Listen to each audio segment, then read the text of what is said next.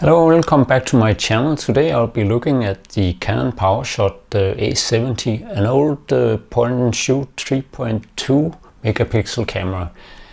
What kind of images can you do with this camera, and how large can you actually print? I'll look into that in this video.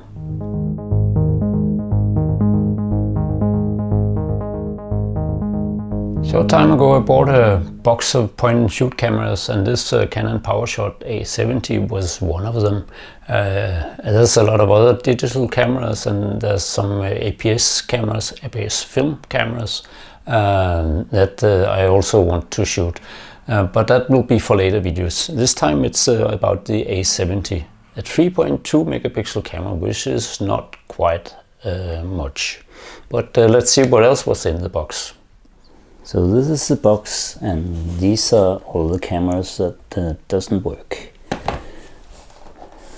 There are 12 cameras here that doesn't work, and there are 8 here. No, actually 9 cameras. I made one more work that works pretty well. I would have liked this one to work as well, because it's a Canon Powershot with a 2 megapixel sensor, and I also have one with 3.2 and one with 4.0 megapixel. These two work very well, but this one doesn't. Fortunately, it could have been nice. And what else do we have here? Well, these two cameras are identical, and they are also digital cameras. If I can get it out of the box. This leather pouch. It's semi-Minolta. The image, it's a 4 megapixel camera, and I got 2 of these, and they work, but they're a bit sticky. The rubber here is getting sticky. That's a thing with older cameras that this unfortunately often happen. These 4 cameras over here, they are APS cameras, not digital cameras, but for APS film, as you can see here. This is where you put the film in. And this one actually has film in it and has shot the 5, are ready to shoot the 5th image. So 2 Minoltas here, digital, that works. 2 Canon Powershot that work, 1 Pentax Optio that works, and also a digital camera. And here we have an Olympus, Pentax, and I think there's a Pentax more, as far as I remember. Can get it out. This is a Fujifilm. So Fujifilm there, and then here a Minolta. So there's a bit of different APS cameras here.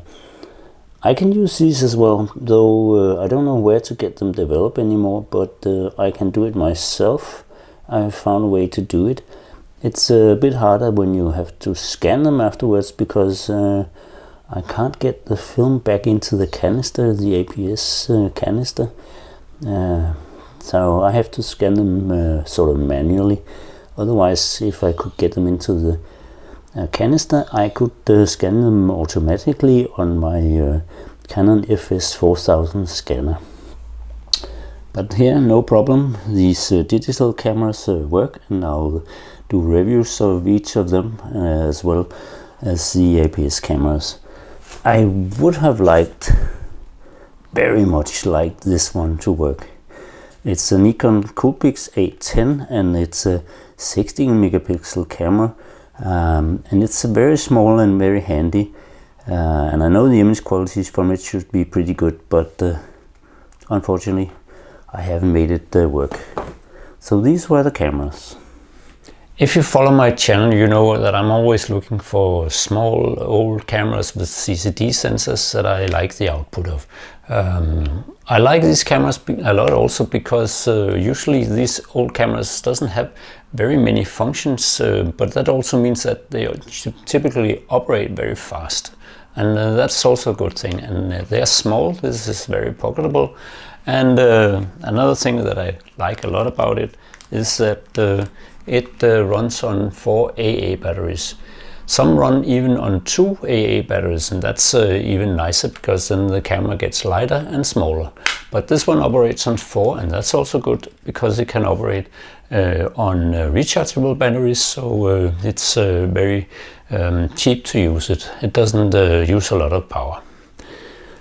One downside to this camera is that its boot up time is very slow. Well, the lens is out, but it's ready a bit after that, so it takes a while. And also the zooming on this is pretty slow. So unlike many other of the point and shoot cameras that I have used during the last few months, this one is maybe the slowest of these. I also in the box, as you saw, got a 4 megapixel version of this camera. I hope that they increased the speed of operation a bit on that one. But let's look into what else it can do. On the top you have a dial, so you can set your shooting mode from manual, which is very hard to operate because the way the interface with the settings operate. It's a bit easier with the aperture priority and also shutter priority. And the program mode can of course also be used if you just want to make some snapshots. The screen on the back is very small. I think it's 1.5 inches, and the way you operate between shooting mode and viewing mode is also a bit clunky. Many other cameras have a play button, so you can actually see the images that you shot, but here you have to change between the modes in the camera. But let's look at what the 3.2 megapixel can do, and what kind of images we can get. And also now that I'm printing on some Epson printers, how large can you actually print and get decent images?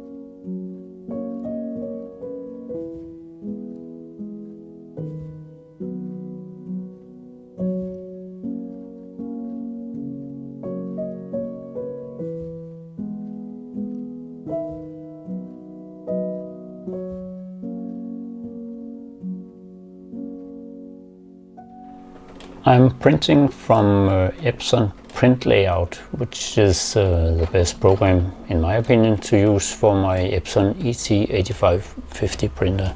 And the printer is here below my desk, and there's an A4 coming out. I previously printed this 4x6 or 10x15 centimeter image, and the detail here is quite nice, but that's also the smallest photo I guess you would normally make. So let's have a look at the A4 as soon as it is finished printing. So now that both prints have come out, let's look at them in detail. If we look at the 10x15 or 4x6 inch, it's a resolution of 350 ppi points per inch in this photo, and that's of course adequate for really good quality. If we look into the A4 print, the resolution is actually only 179 points per inch ppi. And if we move very close, yeah, I think we can start to see that you can actually see the dots here. But when you look at it from a normal viewing distance, there's no problem. It's just nice. So it depends on what you want with your images. Do you want to go closer and just put your nose up against the image, or do you want to see it at a normal viewing distance? I think it's just fine. So 3.2 megapixel camera can do A4 size very nicely, and it might even be possible to make it a bit bigger. You can use software to make the resolution better and do the interpolation between the points in this image.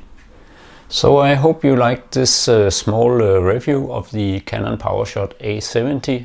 A very old camera with a low megapixel count, but a camera that actually was a bit fun to shoot anyway. Did the images look okay? Yeah, to some extent, but you cannot enlarge these very much, but I think it was fun to shoot it anyway. So stay tuned if you want to see some of the reviews of the other cameras from the box I bought. So thank you very much for this time, and don't forget to subscribe and also put a like on this video. Thank you very much, and bye for now.